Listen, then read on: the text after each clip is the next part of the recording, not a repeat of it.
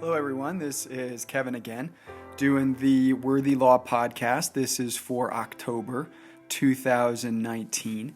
And this month, I want to talk about nonprofits and specifically about board responsibilities in nonprofits. If you're looking at setting up a new nonprofit, then this could be a good thing for you to give some thought to.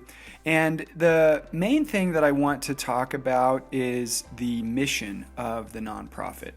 And there are a few different reasons for this, but I think for a nonprofit, it is a really good idea to have a clearly defined vision and also a clearly defined mission, which are a little bit different. So the vision is going to be basically an understanding or a statement of the overall long-term future that the nonprofit is working towards. So let's say you want to help the homeless in your area or in your state. You want to feed the hungry. The vision statement is going to be a fairly simple statement about that, about precisely what you want to do, maybe a little bit of detail. But the mission statement is going to be different from the vision statement, and the mission statement is going to go into more detail. It's going to talk about, hopefully, I think a good mission statement is going to talk about the core purpose for the nonprofit, which means its existence. So it's also going to talk about the primary constituents, and then it's also going to talk about a plan to realize the vision. So if the vision is to help the homeless, that would be a simple vision and a good one, I think, for a nonprofit. The mission statement is going to explain that, and it's also going to get into a little bit of detail about how that plan is going to be accomplished, or how, I guess better said, how that vision is going to be realized. And I mention this because this is one of the things that the initial board of a nonprofit should do. In Utah, a board of directors has to have at least 3 members. So you form your nonprofit, you've got 3+ members of the board. And one of the first things that you should do, either before you incorporate or shortly after you incorporate, is to develop that vision and mission statement and make sure that everybody on the board, on the initial board, is okay with that, because that mission statement is going to be helpful to do a lot of different things. It's going to be a little bit like the purpose clause in your articles of incorporation, but it's going to be different. That purpose clause is really more for the IRS. It's more for the state authorities and whatnot. And your mission statement and your vision statements are going to be a little bit different. They're going to be things that you can use to talk with directors, other directors, either yourself. So maybe 6 months, a year down the road, you revisit the vision statement and the mission statement to make sure that what you're doing is still consistent with what you had all agreed that you wanted to do. Or if you bring in new directors, if there are changes of directors, if you bring in new officers, if you hire staff, you can use the mission statement to help everybody to understand very clearly exactly what it is that you want to accomplish. And you can use the mission statement in that connection. You can use the mission statement to make sure that everybody's working towards the same goal. So you don't have the directors on one page, the officers on a different page, the staff on a third page, and kind of a mess on your hands. So that's one good reason to have a good vision statement and a good mission statement. Another reason for a good mission statement is it can help you to identify funding sources. A lot of times nonprofits are going to need to go out and get funds from for-profit entities in order to have funds to move their mission forward. And a good mission statement will help you to identify good funding sources.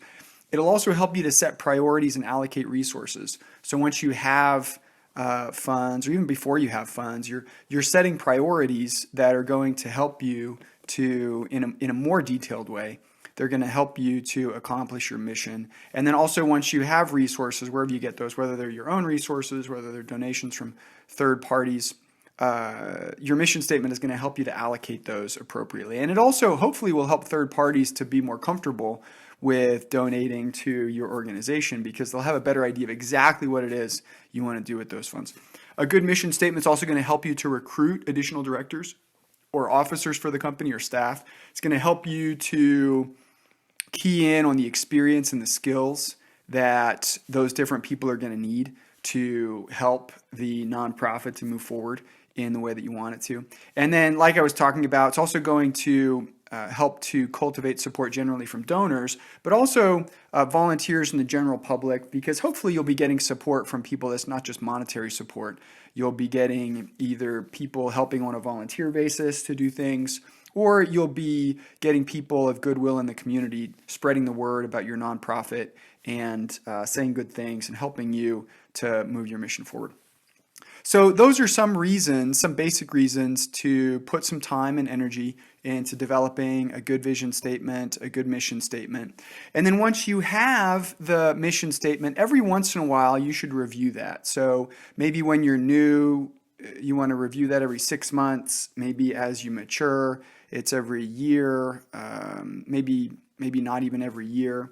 My guess is that at least for the first few years, you probably want to review your mission statement every year with the idea, and not just to see what it says, but with the idea of making sure that it still says what you want it to say, essentially, because you may need to amend it. You may get feedback from your executive director. Or you may get feedback from staff members, and you may realize that the mission statement needs to be expanded in some way. You may realize that it needs to be limited. Maybe it needs to be expanded because there are the constituents that you're serving. Maybe there's a homeless population that you're serving, and your mission statement is not addressing all of their needs. And so you need to expand that mission statement so everybody's on the same page with respect to what needs you're trying to meet.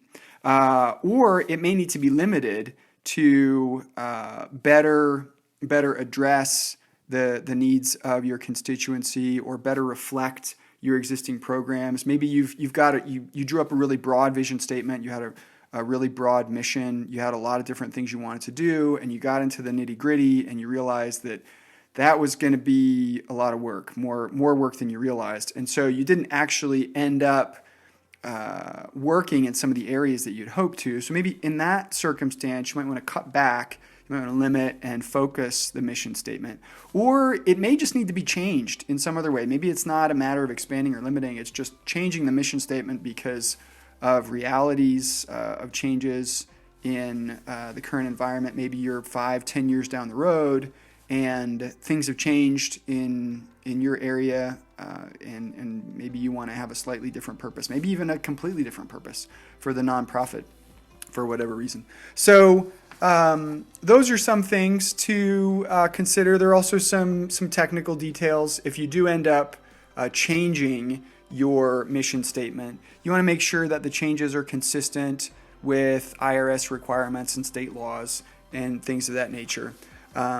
But I think it's a really good idea. I think these are two important things to consider when you're looking at forming a nonprofit or as you're operating a nonprofit. One is to develop a good vision statement and a good mission statement. And then the other is to revisit those as you go to make sure, especially the mission statement, to make sure that it really is meeting your needs. It's really helping you to accomplish the vision that you want to accomplish. So those are a couple things for those of you that are interested in nonprofits. Hopefully that's all of you to some extent, at least, even if maybe you're not interested in forming a nonprofit. And if you made it this far, then thanks again for listening, and God bless.